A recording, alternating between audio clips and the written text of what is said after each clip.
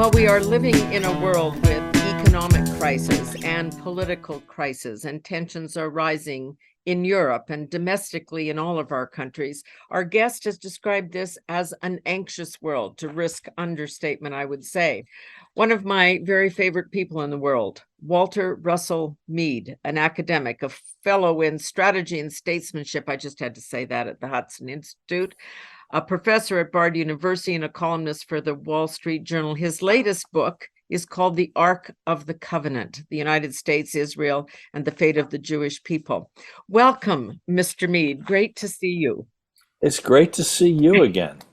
I want to remind or explain to our audience that when I first arrived in New York after 9/11 to become the Consul General, I invited you to come to lunch. You had just written a book called Special Providence, and I asked for advice about what a diplomat coming to New York, to the United States at that time, should do. And you said, stop hectoring us. Stop telling us how superior you are because of healthcare. Just try listening. I just want to say thank you. It was very good advice. Do you still stand by it? Look, I think that's good advice for diplomats everywhere. Nobody likes the person who comes in and says, oh, it's so much better at home. Right.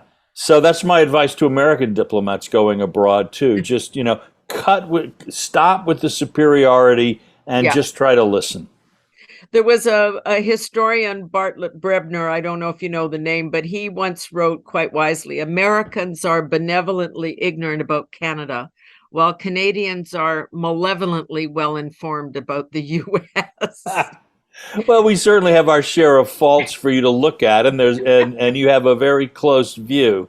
But, it's amazing for two countries that have gotten along so well for 200 years. I mean, it's not perfect, but it's pretty darn good. Yeah, that's what I think as well. And it was very troubling to me too, because and it's still the case in our country that we always say, we're not Americans, or when something bad happens there, it's thank God, we're Canadians.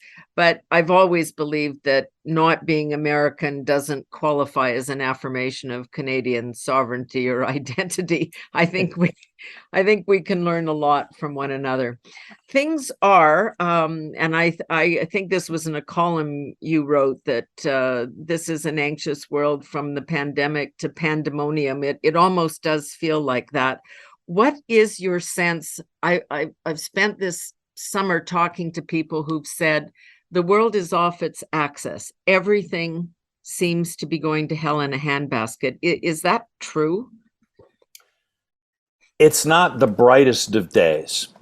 But, I think in some ways the contrast is so great, because after the end of the Cold War, and I'm certainly old enough to remember that, and you might be. I am. There was this idea that, we'd solved all the problems. History was over, and there would never be great power competition again. That we might edge each other, nudge each other on the margins, but nothing like World War I, World War II, the Cold War. There were no longer going to be fundamental disagreements between countries. We would all get rich. The free trade would make China democratic, and Americans and Canadians rich. NAFTA would make Mexico a democracy. All of these ideas that we had, and it was going to be easy. We could do all of this while we reduced our military budgets, we cut our foreign aid budget, and we could just do exactly as we pleased, and the world would magically improve. And it turns out things are more complicated than that. Where do you think the United States of America is? Have you, and people are writing about this, that this is the end of the American empire, that its sway and power is diminishing, not just as China rises or Russia goes to war, but that the world is a different place now, with population shifts and with the economic problems that you're facing at home? It's interesting. I guess America has been declining my whole life. In the sense that when when I was just a little kid going to elementary school, they were changing our math curriculum because the Soviet Union was ahead of us in the space race. And they launched Sputnik, and America had nothing. And we were just falling behind the communists. We were doomed. We couldn't do simple math. Then, that kind of went away, and then it was Kennedy got elected with the missile gap. We're doomed. The Russians are ahead. Khrushchev says, we'll bury you, and the Russians own the future. Then we have the civil rights movement. America is ruined, so hopelessly divided, racially divided. Then the Vietnam War. America has lost its innocence. America is over. It's finished. Then the 1970s, Watergate. Oh, what a dreadful scandal.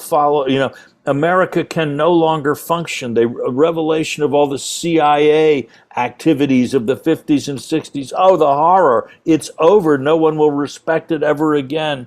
Then the inflation and the stagflation and gas prices go up. America's over. The baby boom generation will be the first generation that is less well off than their parents. Then it's Carter. Oh, what a disaster. Then Reagan comes in. He's going to start World War III. And Japan is eating our lunch. They're going to take over everything. So it just goes on and on and on. And so, yes, it's a mess. But before I'm ready to believe that, kind of this is the end, and who knows, Right. I'm not a prophet, it could be, Right. but I would want somebody to explain to me, okay, why do people always think America is in this process of terminal decline and collapse? And why so far hasn't that happened? And so why then is this time different? And really, so far, I haven't heard anybody make that kind of a case. Well, we read of this and we listen to the end of the world as we know it on television on a regular basis because we are countries that still have some semblance of free speech left. And so we get to criticize our governments and the people who make decisions, whereas in other countries, that costs you your head. Yeah, and something else. The foundation of America, the American system, is capitalism. And capitalism is actually the greatest revolutionary machinery humanity has ever developed. Capitalism is a system that means that you get things like the internet popping up out of nowhere. Huge tech companies rise and fall. Old industries die, new ones come. New countries figure out how to use this power, and suddenly China's a superpower. So, a capitalist society, a capitalist system is not going to be stable and calm and everything is fine and always the same. That's ancient Egypt. The Pharaoh gets in there and that's it. Nothing changes, right? And so we're in a system that as long as our system is working, the world is going to be unstable and rapidly changing. So I think It's supposed to. yeah, that's the nature of the beast. Yeah.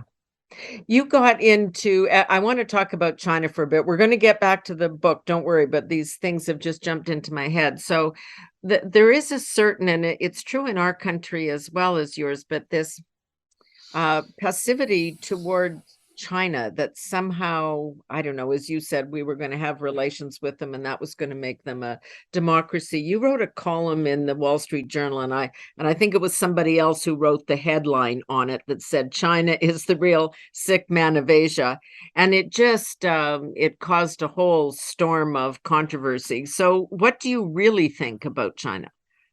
Well, look, I think let's not get away from this, that China's industrial development and the rise in the living standards of the Chinese people, whatever else you want to say about politics, pollution, foreign policy, anything else, is a glorious triumph for humanity.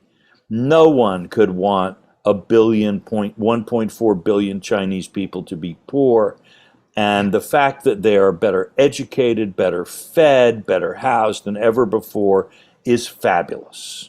And so let's not somehow think that what we want is for China to stay poor and backward. Right. That would be worse. Yes, it would be. Yeah. Right. So And so we can't also say that the Chinese Communist Party has accomplished nothing. However, when we look at the price, whether it's the domestic suppression that we see, whether it's what's happening to the Tibetans and the Uyghurs, to religious minorities and other groups in China, and we look at the environmental destruction. I mean, again, we have a free press, so if there's an environmental problem in the United States and Canada, we all know about it. Right. But in China, most of the rivers have become poisons, as I understand it. The environmental collapse is far more advanced in many more ways. The human toll is enormous, but you have this one-party system of government which really only knows how to punch, how to dominate, how to order. I certainly had an experience after that headline, which I didn't write. The Chinese government basically tried to wreck my life. I'd never been the object of the ire of a nuclear superpower before. And I can tell you it was no fun. They tried to get me fired at the Wall Street Journal. They tried to pressure Bard College by threatening its representatives and so on. Fortunately, everybody I worked for stood up.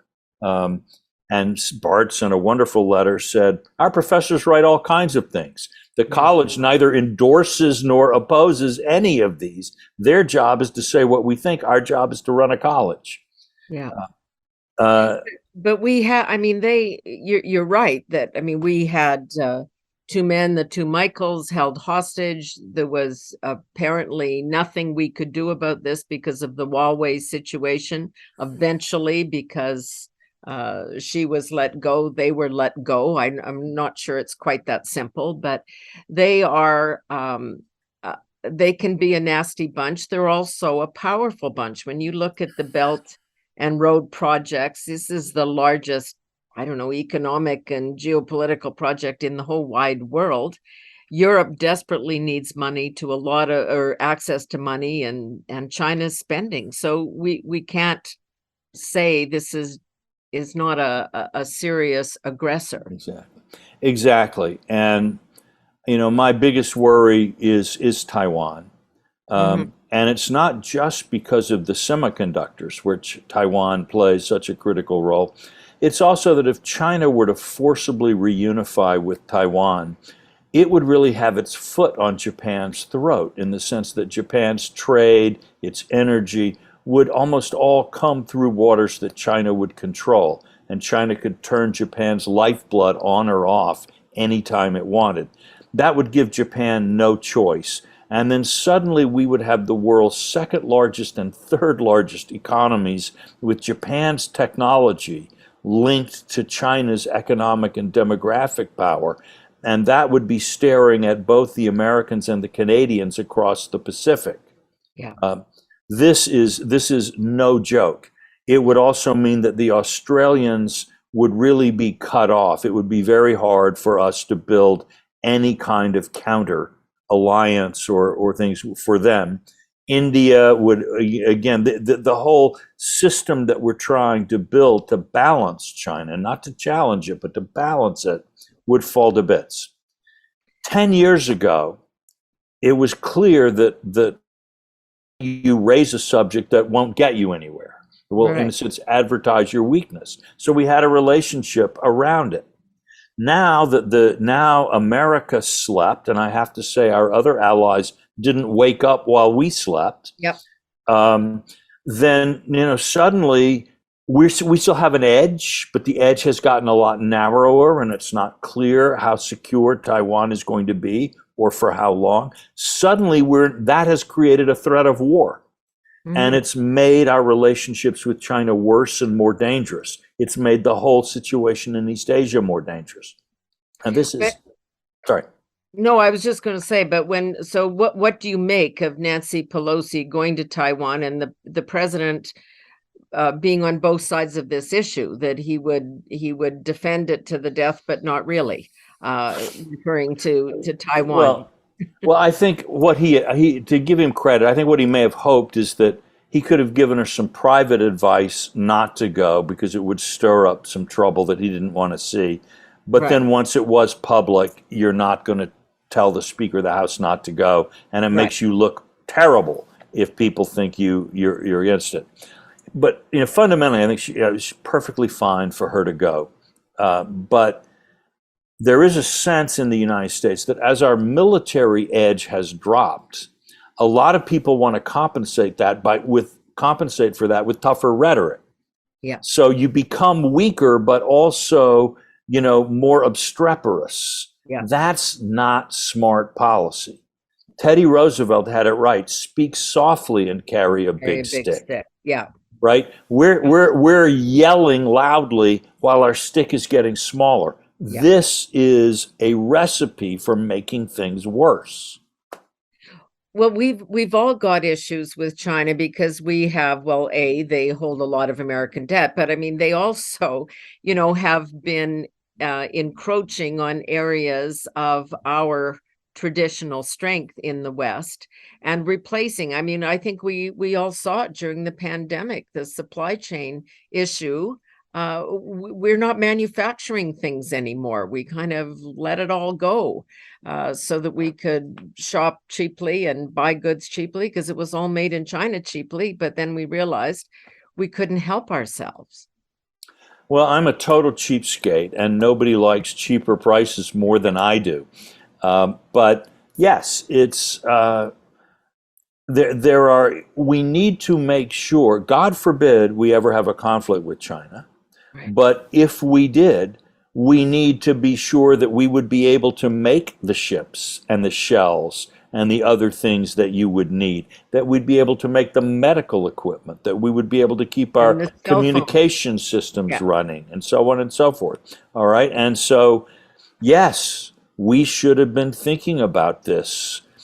I hate to make the comparison, but it's a little bit like the 1930s, where the West generally, the English and the French, but the Americans and the Canadians too, essentially did nothing as both Germany and Japan, and for that matter, the Soviet Union, Yep. became uglier and more threatening places. We just wanted to enjoy a good, quiet life. And by the time we finally roused ourselves, it was a very desperate thing. I think we can still rouse ourselves. Again, the goal of this is not war, for crying out loud. It's to avoid war by making it clear that if there were a war, we would prevail. So why start something that won't end well for you? We're not going to attack China. There's nothing, we don't want Chinese territory. Canada and the United States are both quite happy with what we already have. And we'd be happy with a China that was ready to be a stable trading partner. But we need to show people, and I think we had the same problem with Putin. If they don't believe that you mean it, then they're going to make moves. But that is exactly the same problem. I was looking at, Boris Johnson, when he was still prime minister, said that if Putin was a woman, this wouldn't be happening because, women are more sensible about this. But of course, we also let Putin do this in Crimea and Georgia and other places. Like, we have been sitting back, resting on, I don't know what, I would say laurels, but I don't think that's it. Right. We've just let him proceed. And then we're surprised that he goes into Ukraine. I know. Well, by the way, when I think if Putin was a woman, if Putin was Catherine the Great, he'd have done exactly what he's doing, because that's pretty much what she did. So, excellent point. I'm going to stand up for my gender here a little bit, but I think human beings have these yes, exactly. approaches. But anyway, look, it's great that the U.S. was releasing intelligence information saying the Russians are getting ready to invade and so on, as a way of trying to build a coalition. But at the same time, we were advertising how much intelligence we had. We're also saying, oh, and by the way, we think Russia's going to win. So we were offering Zelensky a plane out of Ukraine. We were not only pulling our diplomats out, we were telling everybody else, pull your diplomats out because the Russians are coming and they're going to win. If Putin hears that message, what he hears is, number one, the Americans know a lot about what's going on in Russia. So they know what we've got and what we don't have. And number two, the Americans think we're going to win. That message actually made the invasion more likely, not less likely. Washington wasn't trying to encourage him, but poor policy coordination, I think, had that impact. But this is exactly the point that whether you look from the abrupt withdrawal from Afghanistan, which was a disaster and left Americans dead and more Afghans than we'll ever be able to count. You look at our reaction to China and the discussion about Taiwan we just had. Now you're talking about this situation. It does make people feel like the West has lost its way. We got too comfortable and we didn't think anything bad could ever happen because we're special. We're Yeah, not. I know. I think the Western elites are still, by and large, think that we're playing, cooperatively. We're playing recess, you Yeah. know, and they don't understand that there's actually war going on, and that Russia, China, and Iran, uh, they're not formal allies, but they have agreed to work together to attack our interests as best they can wherever they can. I mean, and we're still Yeah. not Yep. serious about it. Yep. Look at when there was all this talk, oh, Russia, it's an economy the size of Belgium. No one cares. They will be helpless before the power of our sanctions. Well, now what we've got is it turns out that Europe can't keep itself warm in the winter without Russian energy, that Russian and Ukrainian food and fertilizer are vital to feeding people all over the world. And so we launched this economic warfare dimension without having any idea what the consequences would be. Now, I'm not saying that we shouldn't have opposed Russia. We should have. Yes. But what's clear to me is that the people making these decisions are not able to assess the consequences of the decisions they make. Okay, but that's the point. Why is this? Why, with all the resources that, and I'm going to say America because we're kind of small players in all of this, but we are an ally. Why would we have such bad information or ill-conceived policy responses to what seems obvious to anybody with a pair of eyes? Again, I think it's because our elites are still think that we're playing games. Yeah, And so they're not, it's not like Winston Churchill sitting in the bunker. If I lose the Battle of Britain, the Germans will invade. And so I really have to think through how I'm going to fight this thing, yeah, right? It's more like, I don't know, we'll try this, we'll try that. There's a kind of, there's a sense of nothing bad can happen. Like history is really over. This is just some little, sort of epilogue or something. There isn't yet an understanding that what keeps things like World War II from happening is vigilance and mhm, determination and wisdom. Again, I'm not trying to make a partisan point here because I think one can look at Republicans in the yeah, US and you can look at other parties in the West, conservative as well as liberals, where you can't exactly say that this is the statecraft of a Bismarck or a Metternich. This is not genius going on here. right. Um, and we've got to get better because the world is moving away from us. Yeah, that's I think you quoted Henry Kissinger somewhere, the triumph of faith over experience, that we just keep thinking the world will go on, but it's almost an indifference to what we see going on in other places, or we're just busy living in the moment and worried about, our green policies and our climate policies, while as you say, the Germans and the French are going to freeze in the dark and you know Yeah. uh, can't turn their air conditioners on in the summer. Like, are we going to have to forfeit the standard of living we've achieved because we haven't been paying attention? You wonder. My brother's a doctor, and he's talked about la belle indifférence, Mhm. that cancer patients can sometimes feel, or you feel symptoms, you don't go to the doctor, you put it Right, off, and right. something until something that would have been very small is life threatening. Yeah. And this, I think that la belle indifférence is something that we've really been suffering. So we're going to have to wake up. Now, history is helping us. And we're getting whacked over the head with these 2x4s, like a stubborn mule just getting hit and whacked in the head by a board. And I think these shocks are making people think. Certainly Germany is beginning to understand that it does not actually live in this post-historical utopia of peace and exports that it thought it had. Right. And we are going to, this is something that troubles me. I mean, the West, Canada alone could probably be solving Europe's problem, but certainly Canada and the United States could be dealing with the energy crisis and helping people in the short term. But we're on another track. Are we going to have to get off that track? Right. Well, look, I completely agree that climate change is a problem and needs to be addressed. But you know what?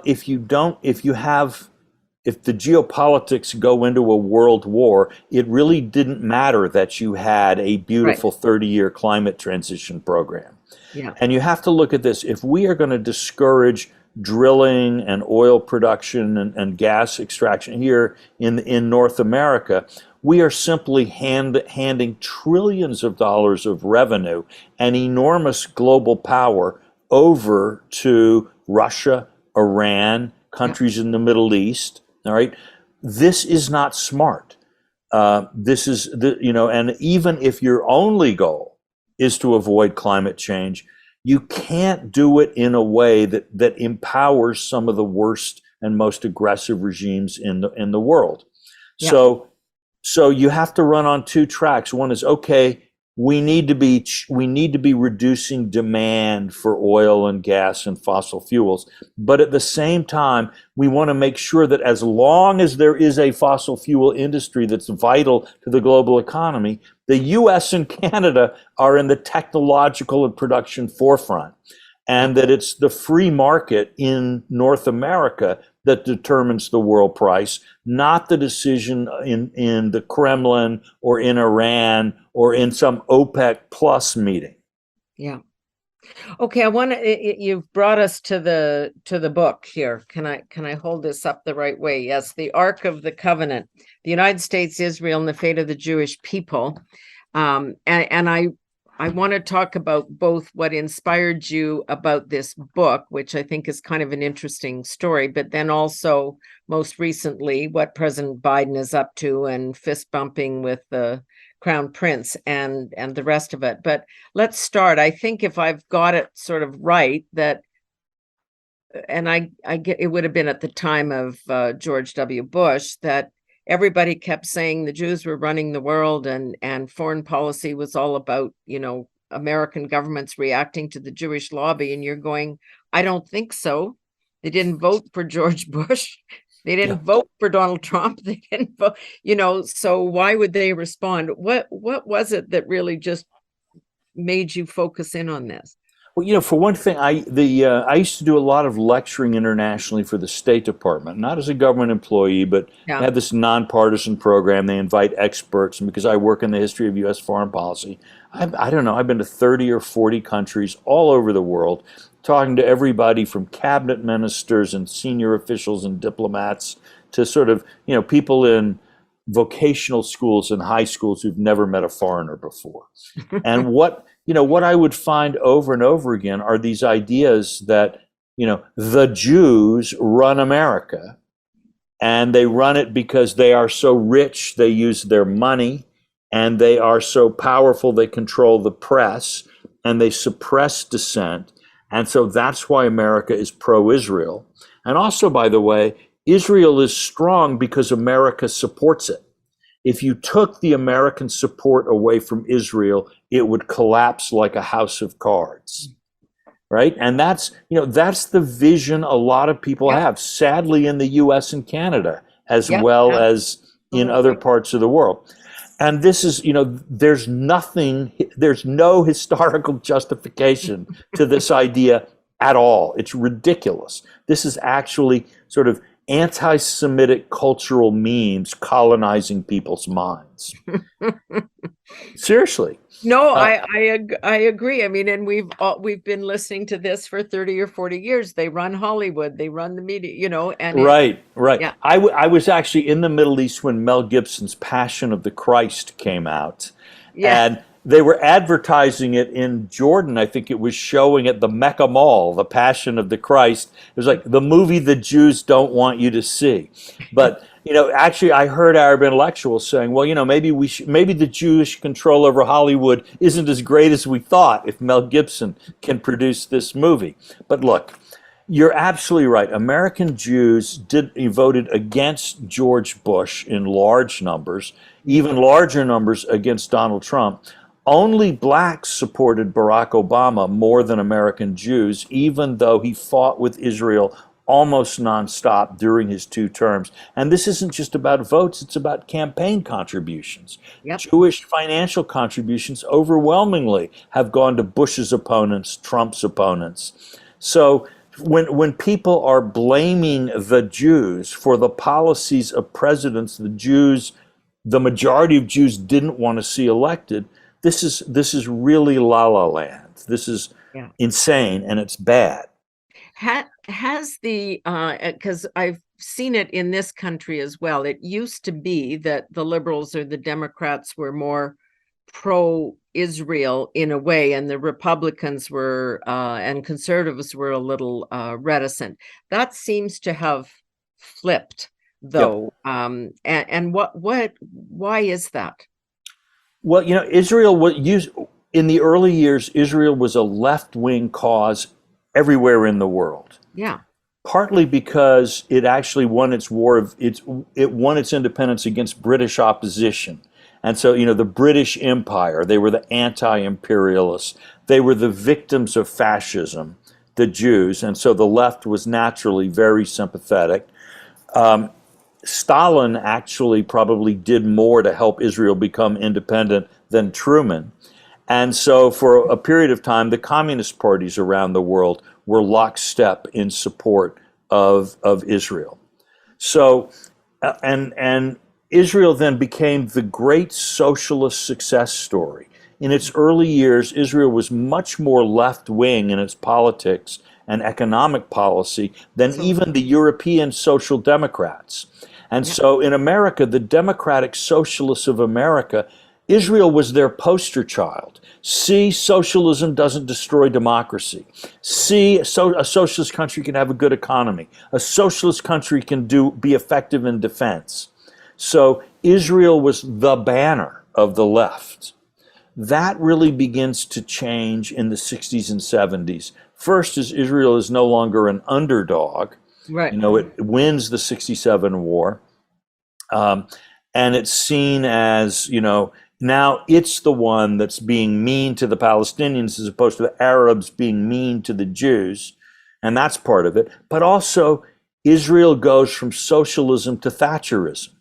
Israel, I mean, there's still, a lot of regulation in the Israeli economy, but basically the Likud party Yep. has done a lot to liberalize the Israeli economy, especially, by the way, in its high-tech sector, Hmm. which is where Israel has had so much success. So now it's like, it's a right-wing Yeah. success story. Look, here's a country that everybody said was the most successful socialist country, and even the Israelis got sick of it and they made a shift, and now look, they're being more successful than ever. Well, the Democratic Socialists of America are no longer talking about Israel as the great success. So that's part of it. Yeah. No, that's a But really good explanation. So where does that, I mean, what then accounts for Joe Biden? I mean, because we'll get into the Iran deal, which I don't know what you think. I mean, it's been declared dead on arrival. It was negotiated by Obama, and then Trump killed it, and Biden said he was going to bring it all back. The trip that Biden made seemed to be about energy. On what level? But it's not. You say it's about Iran. yeah, um, yeah, I think I'm not sure at this point how committed President Biden himself is to the Iran deal. But a Okay. big problem is as long as the negotiations are continuing, you don't really have to do a lot about Iran in a way. You know, saying, well, Right. what people say, what's your Iran policy? Well, my policy is to get back into the JCPOA, which that idiot Donald Trump got us out of. Yeah. And everybody says, okay, we got it, you have a policy. But what if the deal is dead and Iran is much closer to a nuclear weapon than ever before, and its regional activities are worse than ever before? Which Okay, is what you what's, think. yes, Yeah. which is, so what's your Iran policy now? Exactly. Yeah. And that is a much more difficult question to answer. Certainly, the last thing the Biden administration wants is a war in the Middle East. I mean, it was bad enough to have a fist bump with MBS. He Yeah. took so much heat from the Democratic Party for that. But imagine a war in the Middle East for, people will say, Israel and Saudi Arabia. That's just, it's a nightmare, political nightmare, strategic nightmare, human nightmare. So understandably, he's not looking for ways to start down that road. But when, as you so rightly put it, the alliance between Russia and China and Iran, you can't just continue to have your only policy be defined by, Right. I'm hoping the deal will come back. Right. No, we can't. Well, look, I mean, it's our, Russia plays an absolutely critical deal in Yeah. the JCPOA, the mechanics of the Iranian nuclear. It really is, we're going to trust Russia at this point. I mean, well, so, but they'll sign the treaty. They'll have solemnly sworn, yeah, like they did to not invade Yeah. Ukraine. Yeah. Um, like their commercial deals with the European gas Right. consumers that they're Right. ignoring. It's a ridiculous idea, but because the deal was negotiated on President Obama's assumption that we can always trust Putin, which again looks worse and worse over Yeah. time. Every day. Yep. There they are. But there's another factor to this, which is that remember that our allies in Europe, and especially Germany, are facing the economic nightmare of all nightmares. Yeah. In the short term, they tell me that the price of natural gas in Europe now is the equivalent in oil of like $1,000 a barrel. I mean, absolutely insane. They're talking about rationing. Let's Yeah. hope they avoid the worst. But and not, rationing for heat, but what about keeping your industries going? No. German industry, the automobile industry, the chemical industry, those are the backbones of the German economy. And they can't work with energy prices at this level. Meanwhile, Germany has another threat, which is that China, which has been Germany's best customer forever, and where German industry figured, okay, that's our future, the Yeah. Chinese market, right? It's not just that China is behaving badly about Taiwan or that the human rights in Xinjiang are causing people to rethink it. It's that China's development strategy is to reverse engineer all those high-tech products that the Germans are selling them Yeah. and stop buying them from Germany, and not only stop importing, but start exporting and have China replace Germany as the world's supplier of these high-tech products. So its biggest customer is attacking the heart of Germany's business model at the same time that its most important energy supplier has ripped up the rule books. This is the biggest crisis. This, I think, in some ways, it's a bigger crisis than 1990 and unification. So, Yeah. where does Iran come into Yeah. this? All right. First of all, putting Iran back into the oil and gas market would bring prices down like a lifesaver if you're Germany. But also, here's Iran that's been under sanctions. It needs everything. It needs new airplanes. It needs new highways. It needs everything, and it needs them fast. And if the embargo ends and it's back on the markets, it will have the money to do it. So I'm my guess, and I'm not, Yeah. I'm not privy to the inside conversations here, but my guess would be that one reason the Americans would want to at least hold the fig leaf of hope about the JCPOA out is so that the Germans can have a fig leaf of hope. Well, of course, but we haven't even come to their aid, as you say, on the straight up energy front, because we've tied our own hands. Are we really, do we care enough to Well, respond on the deal? I think, again, from the Biden point of view, Iran would just be the fastest way to, let's suppose there was a real change of heart in Canada and the US today, and we did decide, okay, we just got to produce this stuff. It would still take Yes, years. climate change Yeah. is a problem, but we've got to be the ones who control the market, not these bad guys. All right, if that's our thinking, right, it'll take a while for the turnaround to Yeah. happen. And a free market has its own problem. The price goes down. We had this problem with the fracking in Texas. The price of oil goes down, and now there's all this debt that these companies have to Yeah. pay, and then no one wants to invest in more. So it's not a simple thing, but it needs to be done. And we do need to start. But still, if you're the German government, I don't want to hear about how in Right. 2027 it's all going to be different. I need to know what's happening in January 2023. I Yeah. need to know the lights are going to be on this Christmas.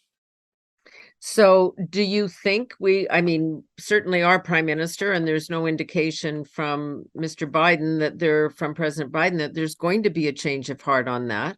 So we are essentially saying to Europe, I don't know, figure it out. Yeah, I'm afraid we kind of are. Um, and I don't think this is the kind of behavior that in the long run helps build alliances. Yeah. Um, many of the Europeans are far less worried about an invasion from Russia than they are about keeping their homes heated at a That's price they can afford to pay. So we need to work much harder with our allies, I think. What do you think is going to happen in Ukraine? That one is, you really asked me to put that prophet's hat on. Yeah, I know. Um, Look, here's the problem as I see it is that Ukraine is chronic, needs money to keep in business. It needs money for the costs of the war, which are huge and are only going to grow. But also the Ukrainian economy, has lost, tens of percent. It's suffered crushing damage because there's an invasion, and because many of the people who were in the civilian economy are now fighting, and because a quarter of the population are refugees. So of course, and because its ports are blockaded. So of course it's suffering massively economically. But who's going to pay to keep Ukrainian homes heated this winter, to keep Ukrainian schools open? What's going to keep their currency from collapsing, so that teachers and nurses and doctors can afford to live? All of this is going to require really significant financial aid. I don't know where that's going to come from. Yeah. I don't know, certainly when I talk to people in the US Congress, I'm not hearing people say, well, we can't wait to vote for another $40 billion aid bill for Ukraine. I don't know No, how things are in domestically, Canada. it's the there's great sympathy, and we have huge Ukrainian populations that Right. opened up the West and those kinds of things. But when everybody's looking at inflation and food prices and mortgages going up, it's hard to say you don't see a lot of Right. that. Right. We need to send more boatloads of Yeah, cash yeah, overseas, right? yeah. People are, and so that's going to be difficult. So, I think it's very important for Ukraine to score military victories in the next, before the winter comes, Yeah. so that it will be in the strongest possible position for any negotiations, but also maybe that will encourage people to be more supportive. But I think I don't know that the West is ready to pay the economic price to keep Ukraine in the war long term. Yeah. And that is the great question.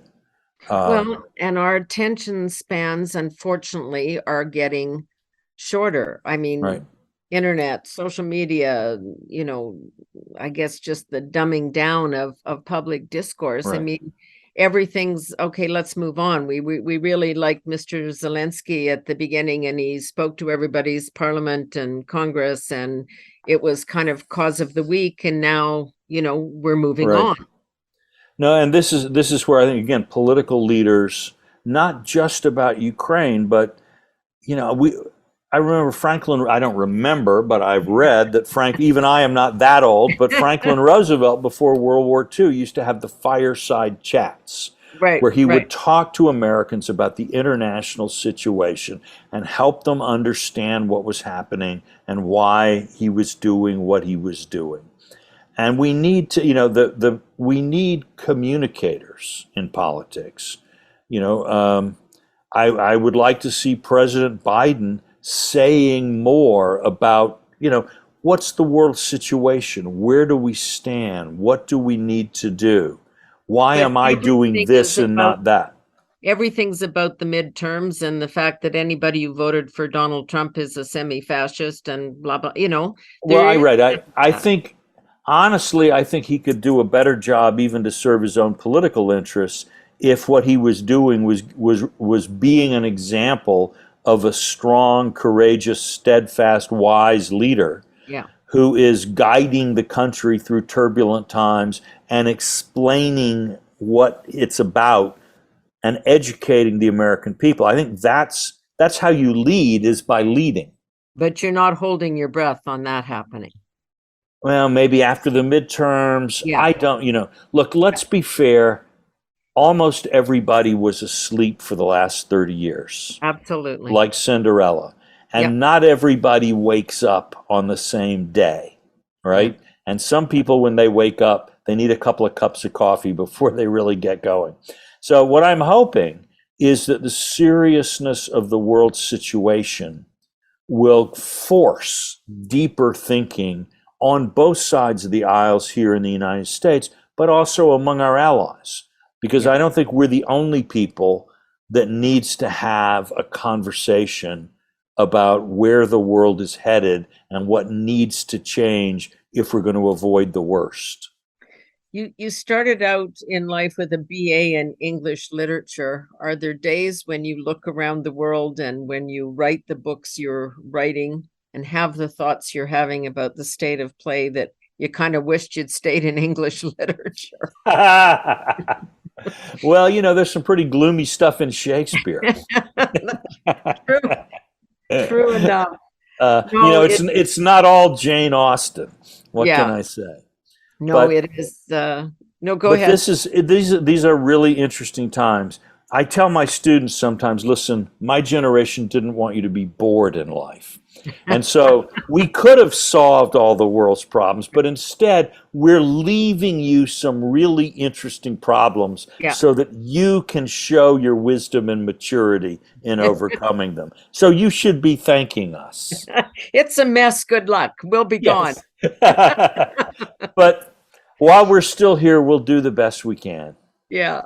Honestly, it's just wonderful to talk to you. I enjoy reading you, and the book is a very, very insightful. But all of them have been, and I will thank you again for setting a newly minted Canadian diplomat way back when in 2001 off on the right path. And I'm so glad you're still at it. Just really enjoyed our conversation. Well, thanks. It's great to see you're still at it too. Yeah, And absolutely. We're continuing to make the mess to leave that next right. generation. Well, I'm looking forward to more adventures and to seeing you again. Oh, that's great.